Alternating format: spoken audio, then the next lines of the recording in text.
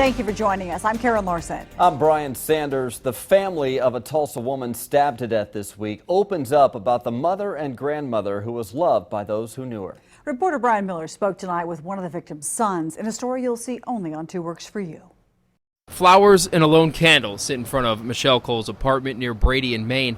Tuesday, her 26-year-old son Jesse Anderson got the first call from Tulsa detectives who said his mom was killed by his 15-year-old half-brother.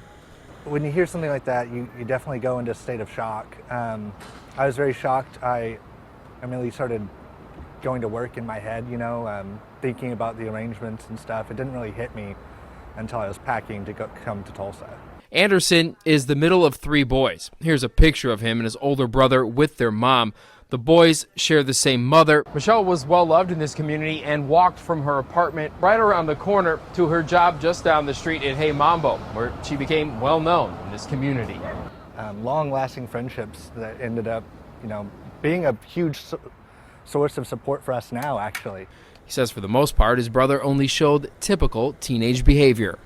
But occasionally I would get a text from mom, that he'd been really aggressive and acting out.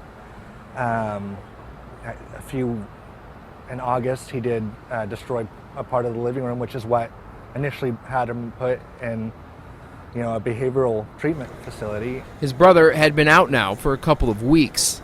From my understanding, she felt guilty and had him come out.